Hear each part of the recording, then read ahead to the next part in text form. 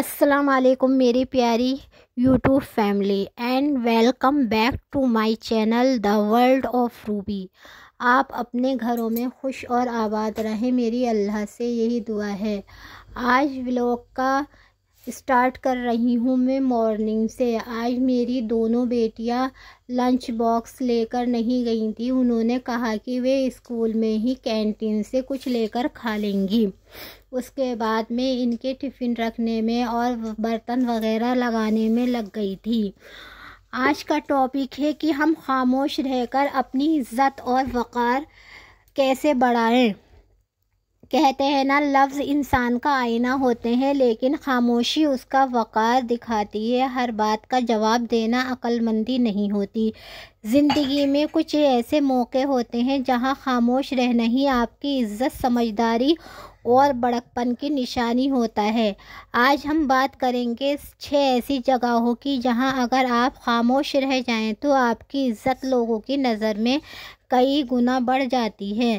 Number 1، جب سامنے والا غصے میں ہو۔ جب کوئی غصے میں چلا رہا ہو تب جواب دینا آگ میں گھی ڈالنے جیسا ہے۔ ایسے میں چپ رہنا آپ کی عقل کی پہچان ہے، کیونکہ وہ شخص غصے میں ہے تو وہ آپ کے شبد نہیں، آپ کی چپی سے زیادہ سیکھتا ہے۔ غصے میں انسان اندھا ہو جاتا ہے، وہ دلیلیں نہیں، اپنے ایموشن اگلتا ہے، اس پر شیطان سوار ہوتا ہے۔ کہتے ہیں نا، غصہ شیطان کا ہتھیار ہے۔ ایسے میں اگر آپ بھی جواب دینے لگیں گے تو بات اور بگڑتی ہے۔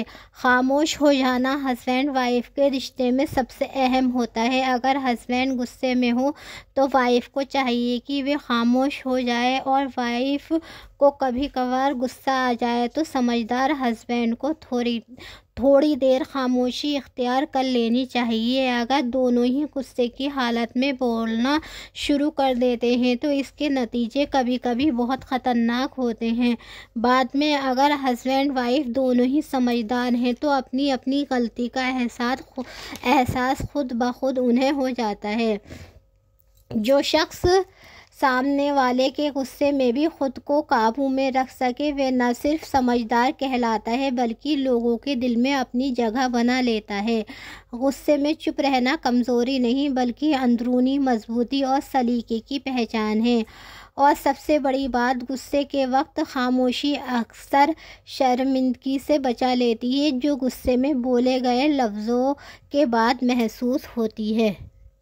دوسرا پوائنٹ، جب آپ کی بات سنی نہیں جا رہی ہو۔ ہر انسان ہر وقت سیکھنے کے لیے تیار نہیں ہوتا۔ اگر کوئی دماغ بند کر کے جی رہا ہے تو آپ کی باتیں وہاں دیوار سے ٹکرانے جیسی ہوتی ہیں۔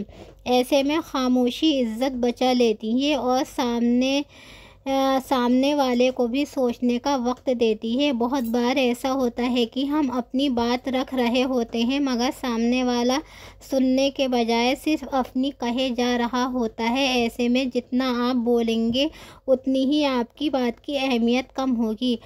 خاموش رہ جانا یہاں آپ کی سمجھداری کی نشانی ہے، کیونکہ وقت آنے پر وہی لوگ آپ کی وہ باتیں یاد کریں گے جو آپ نے سمجھداری سے اور صحیح وقت پر رکھی تھی، نہ کہ جب ماحول تھا جب رکھی تھی۔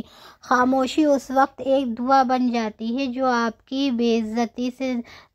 کو بے عزتی سے نہیں، عزت سے اوپر اٹھاتی ہے۔ تیسرا پوائنٹ، جب بحث جیتنے کے لیے کی جا رہی ہو۔ بحث تب تک اچھی ہوتی ہے جب تک اس میں سمجھنے کی نیت ہو، مگر جب بحث ایک کھیل بن جائے کہ کون جیتے گا اور کون ہارے گا تو وہاں دلیلیں مر جاتی ہیں اور آنا پیدا ہوتی ہے۔ ایسے ماحول میں اگر آپ چپ ہو جاتے ہیں تو اس کا مطلب یہ نہیں کہ آپ ہار گئے بلکہ آپ نے اپنے اندر کی نا ضروری انا کو جیت لیا، اور یہی خاموشی آپ کو اس مقام پر پہنچاتی ہے جہاں لوگ آپ کی سوجھ بوجھ کو سلام کرتے ہیں۔ چوتھا پوائنٹ، جب سامنے والا سیکھنے کے لیے تیار نہ ہو۔ کچھ لوگوں کا دماغ بند ہوتا ہے، انہیں صرف اپنی ہی بات صحیح لگتی ہے۔ ایسے میں لاکھ سمجھانے پر بھی وہ نہیں مانتے۔ ایسے انسانوں سے بحث کرنے کے بجائے آپ کا چپ رہنا ہی سب سے اثردار جواب ہوتا ہے۔ وقت سب سے بڑا استاد ہے، جو آج آپ کو نہیں سمجھیں گے کل حالات اسے ضرور سکھا دیں گے، اور تب وہ آپ کی خاموشی کو حکمت مان کر یاد کریں گے۔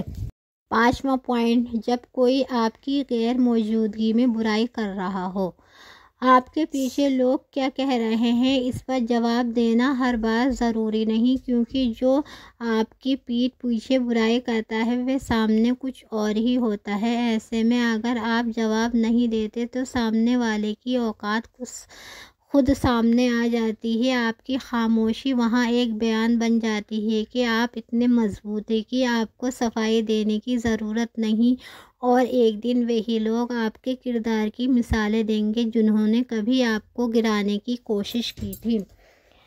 اب آتی ہوں میں آخری اور چھٹے پوائنٹ پر۔ جب آپ اللہ کے سامنے ہوں، دنیا میں بہت کچھ بولنا ضروری ہوتا ہے، مگر اللہ کے سامنے خاموشی سب سے پیاری ہوتی ہے۔ جب آپ سجدے میں ہوں اور اللہ سے کچھ کہہ بھی نہ رہے ہوں، تب بھی آپ کا دل سب کچھ بیان کر دیتا ہے۔ اس خاموشی میں روح کا سکون ہوتا ہے جو کسی اور چیز میں نہیں مل سکتا۔ وہ خاموشی دعا بن جاتی ہے، وہ آنسو عبادت بن جاتے ہیں۔ اللہ ہر دل کی آواز سنتا ہے، بول کر بھی اور خاموش رہ کر بھی۔ آخر میں میں یہ کہنا چاہوں گی، ہر انسان کو بولنا آتا ہے، مگر کہاں چپ رہنا ہے یہ جاننا ضروری ہے۔ آپ کو بھیڑ سے الگ کرتا ہے۔ لفظوں کا جواب دینا ہمیشہ لفظوں میں ضروری نہیں، کبھی کبھی سکون اور عزت بھی چپ چاپ ملتی ہے۔ تو اگلی بار جب آپ ان 6 جگہوں پر ہوں تو یاد رکھیے، آپ کی چپی ہی آپ کا سب سے بڑا بیان